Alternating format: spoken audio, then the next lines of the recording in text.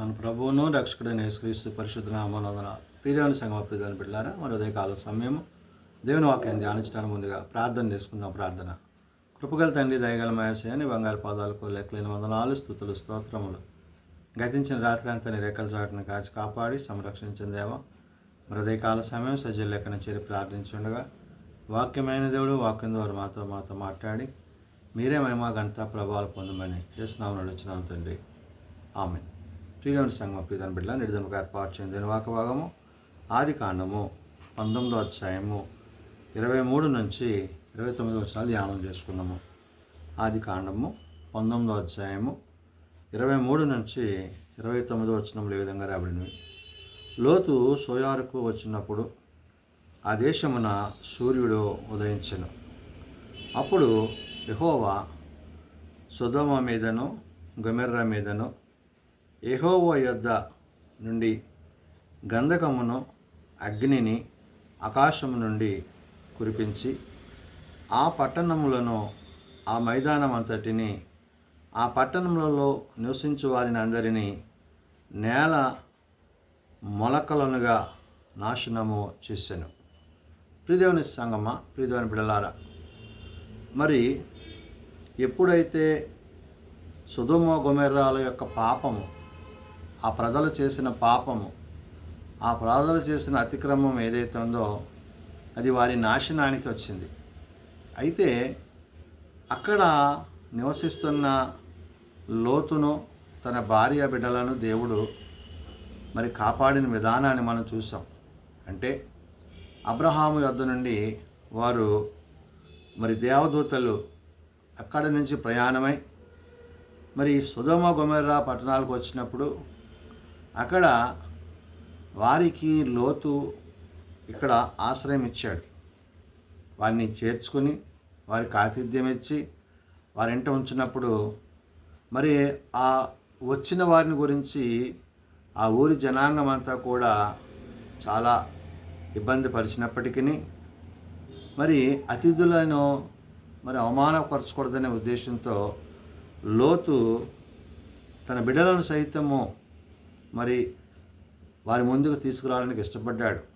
అయితే అది గమనించిన ప్రజలు మరి లోతును తన ఇంటిని, తన ఇంటిలో ఉన్న వారిని అందరినీ చంపాలని చూసినప్పుడు దేవదూతలైన వారు అతన్ని లోపలికి లాగి తలుపులు వేసిన తర్వాత మరి వచ్చిన జనాలకి ద్వారబంధం కనపడకుండా మూయబడింది.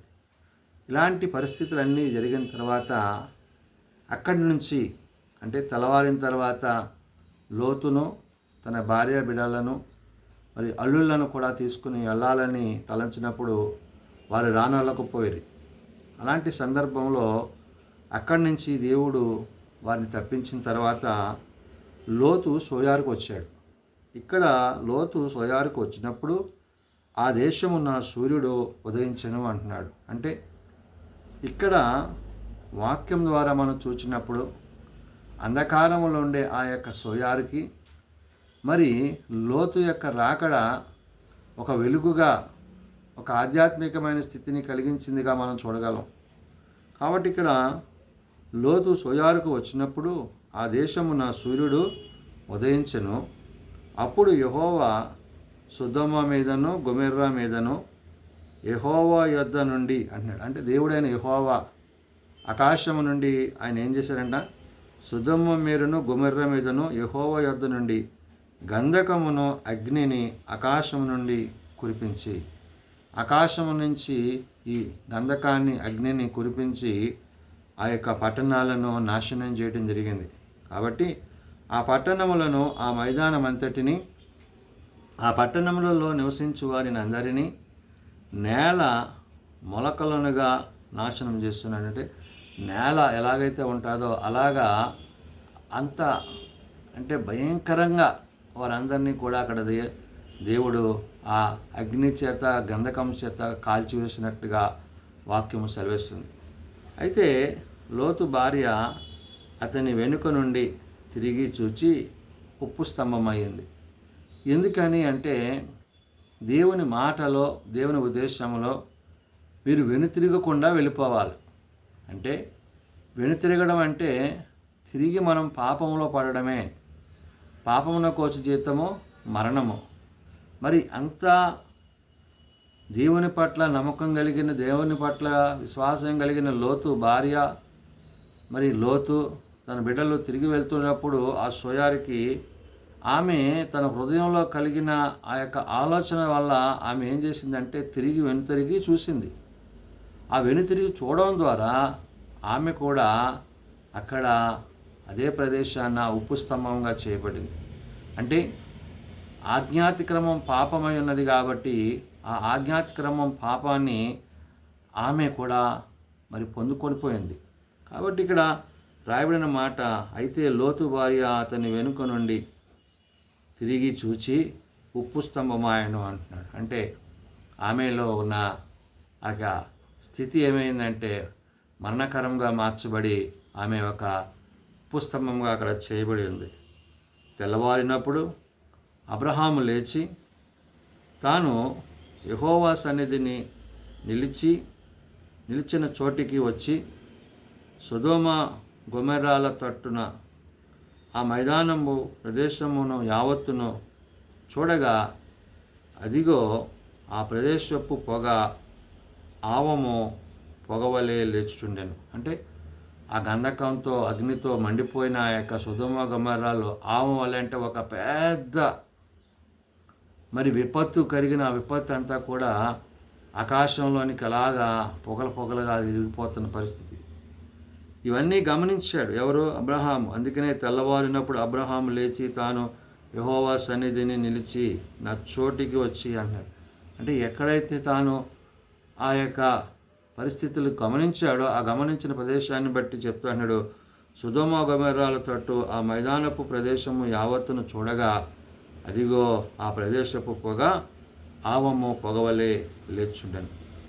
దేవుడు ఆ మైదానపు పట్టణములను పాడు చేసినప్పుడు దేవుడు అబ్రహామును జ్ఞాపకము చేసుకొని లోతు కాపురమున్న పట్టణములను నాశనము చేసినప్పుడు ఆ నాశనమును మధ్యలో నుండి లోతు నశించకుండా అతన్ని తప్పించాను. చూడండి, దేవుని ప్రేమ ఆయన బిడ్డల మీద ఎలా ఉంటుందంటే మరణావస్థలో ఉన్న ఆ యొక్క పట్టణాన్ని, అందుకనే మనం ముందుగా మనం చదువుకున్న వచనాల్లో అక్కడ మనకి ఇవ్వబడింది ఏంటంటే లోతు మరి ఆ యొక్క దేవుడు యెహోవా అక్కడ ఈ సొదొమ గొమొర్రాల నాశనాన్ని గురించి మాట్లాడినప్పుడు అక్కడ మరి ఈయన అబ్రహాం మాట్లాడుతూ అక్కడ తాను అంటాడు కదా, ఏమని, దేవా 50 మంది ఉంటే నీతిమంతులు కాపాడవా, 45 మంది ఉంటే కాపాడవా, 30 మంది ఉంటే అలాగా 10 వరకు దిగజార్చుకొచ్చాడు. అంటే ఏంటి, ఒక్క వ్యక్తి వల్ల అయినా కూడా పట్టణం అంతా కాపాడబడుతుంది. కానీ అలా కాపాడబడవలసిన పట్టణంలో మరి ఆ ఒక్క నీతిమంతుడైన లోతు విషయంలో కూడా వారు పాపం చేశారు. కాబట్టి అక్కడ దేవుడు అగ్నిగంధ కాలను కురిపించడం జరిగింది. అంటే నిజంగా దేవుని ప్రేమను వాళ్ళు పొందాల్సి ఉంటే ఆ నీతిమంతుడైన లోతు విషయంలో వారు పాపం చేయకుండా ఉండుంటే ఆ సొదొమ గొమొర్రాలు తగలబడేవి కావు. కానీ కారణం ఏంటంటే వారి పాపము వారిని నాశనం చేసింది.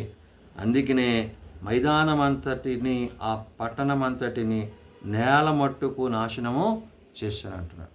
కాబట్టి దేవుని చిత్తాన్ని, దేవుని ఉద్దేశాన్ని ఎరగక, గ్రహించక, ఇష్టానుసారంగా మాట్లాడిన, ప్రవర్తించిన, జీవించిన ఆ ఉగ్రతకు మనము పాల్గొవలసి ఉన్నదని, అందులో మనము నాశనం అవుతామనే విషయాన్ని గుర్తు చేశాడు. అంటే లోతు భార్య సహితము తాను ఆజ్ఞను అతిక్రమించడం ద్వారా ఎప్పుడైతే ఆమె వెనుక తిరిగి చూచిందో వెంటనే కూడా ఆమె కూడా ఏమైంది, ఉప్పు స్తంభముగా, అంటే మరణమించింది, ఒక స్తంభముగా, ఉప్పు స్తంభంగా ఆవిడ నిలబడిపోయింది. అంటే దేవుని మాటకున్న బలాన్ని, దేవుని మాటకున్న శక్తిని నేడు సార్వత్రిక సంఘం గమనించాల్సింది ఏంటంటే దేవుడు మన పట్ల చూపిస్తున్న కృప ఏదైతే ఉందో ఆ కృపకు తగినట్లుగా మనం జీవించినట్లయితే తప్పక ఆనాడు ఆయన సొదొమ గొమొర్రాల నుండి ఎలాగైతే లోతును తన కుటుంబాన్ని కాపాడాడో, అయితే ఆ కాపాడుతున్న పరిస్థితుల్లో తన భార్య మరి వెనుతిరగడం ద్వారా మరణం పొందవలసిన పరిస్థితి. కాబట్టి మన కుటుంబాలు కాపాడబడాలంటే దేవుని మాట వినాలి, దేవుని వాక్యానుసారంగా జీవించాలి.